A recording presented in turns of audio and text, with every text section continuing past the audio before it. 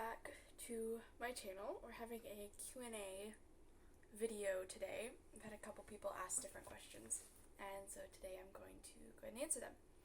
So first we've got a couple questions from Mungbean345. They ask, do melodies ever come to you while you sleep? I've never really had anything come to me like from a dream or while I was just trying to sleep, but there have definitely been times where like I've been laying in bed and I just can't fall asleep because my brain is already going really fast. So I guess yes and no. Another thing, let's see. Have you bumped into musical influences in unusual ways? I would say yes. I mean, a classic example is the shirt that had the difficult time signatures that inspired me to write the 13/8 piece. And maybe this isn't an unusual way, but I had a friend, I have friends who are twins, and they play violin and viola. And they would always ask me, like, we need more violin and viola duets. So my Lord, I Need You duet was inspired by that. And so different things like that. And when I do my improv ideas, those are probably the ones that I get the most unique inspiration for. In school, I have to do 2 of these or more a week. And so sometimes it's like you gotta just find a little bit of inspiration from anywhere. And so one time I sat down at the piano and I saw the word Yamaha on the piano. And so I took that rhythm and I used Yamaha Clavinova was the rhythm.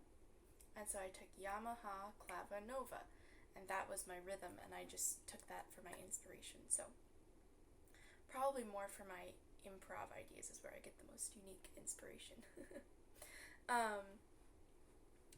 Another question from Mungbean was, were you always naturally gifted with musical inclinations? This one is a hard question to answer because I started violin when I was 5 and piano when I was in 3rd grade. And in middle school and high school, I would sometimes play around on the piano, but I made an arrangement of Amazing Grace one time, but I never really wrote it down, and I don't remember any of it. And then in high school, I would take existing arrangements and redo them for other instrumentation, for like weddings and stuff. But the first time I actually wrote down and this kind of answers the next question, at what age did you compose your first piece? That was, when I first arranged my first piece was freshman year of high school, so I would have been 18. And that's the first time I arranged my first piece and wrote it down and everything, and actually like edited it and I've had it played. But what age did I compose my first piece? So Mungbean says, do I recall that you did your variations on an early one? That one was just a tune that I would sing when I was cleaning around the house in elementary school. Like, we had our little chores, and while I was sweeping the floor, I would sing this song. It was the tune for my Kartoffel theme and variations, which I'll make a video later on explaining a little bit more about that one, why it's called Kartoffel. But yeah, I would sing that tune while I was walking, sweeping the floor and stuff. And so technically, I guess that could be my first composition. So I wouldn't necessarily say I was naturally gifted. I was always naturally gifted. I think it gradually, just my musical experiences that I had growing up, good violin teacher, good piano teacher, a good theory base, that was just, those compounding gradually gave me more and more of a sound bank in my head to pull from. And so when I really started actually composing and arranging in college, that's when I finally, that's when all of that previous influence compounded and really, really came out. So I hope that answers that question. Another question was, do family members frequently supply you with musical challenges? Talking about how my brother gave me the idea for the trombone tug of war idea.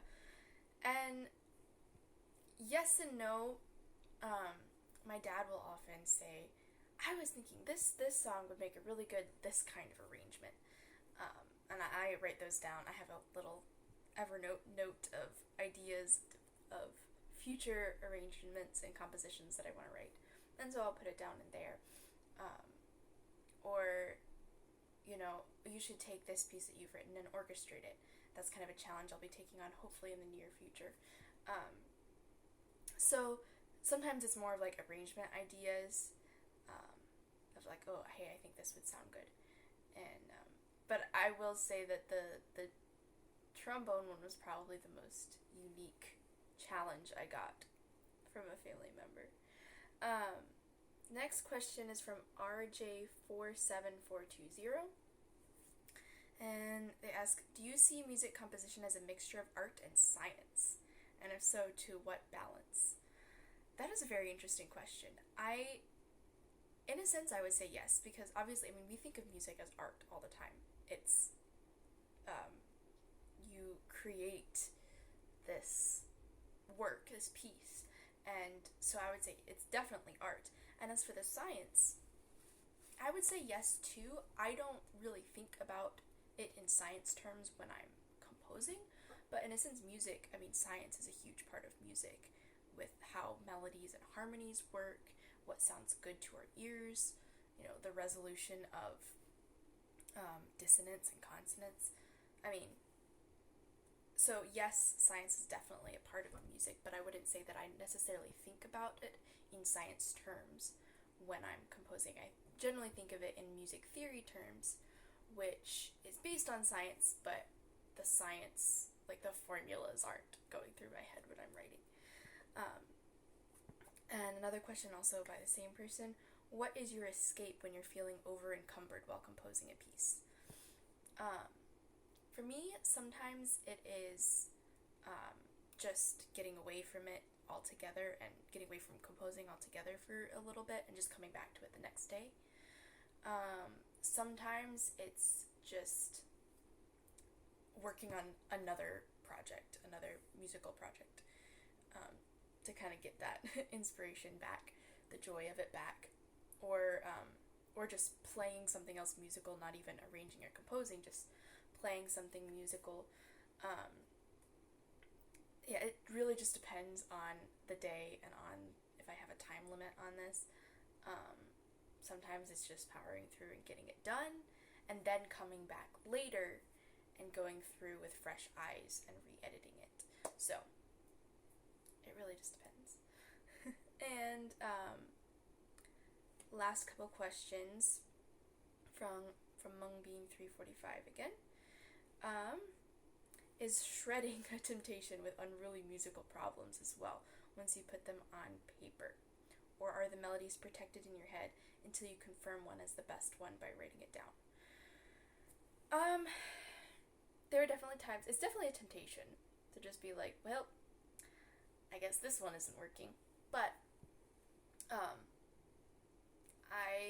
I try to get to a place where I know what I'm doing to a point. Sometimes I'll put something down on paper, and then I'll just edit it a little bit, and that's what I end up with. Sometimes I put something down on paper, and it ends up being still based on that, but very different when I finally put it, like, in Finale or whatever. I wouldn't say melodies are necessarily protected in my head, unless I'm, like, really, really going over them. Sometimes I'll have, like, something come to my head while I'm doing something else, and I don't have the opportunity to write it down. And there have been times where then later I come back and I try to write it down, and I don't remember it. And that is, like, I hate it when that happens. It's just like, no! But there are times when, I think through something, and if I'm able to spend enough time, like, hashing it out mentally, then usually it'll kind of stick there long enough.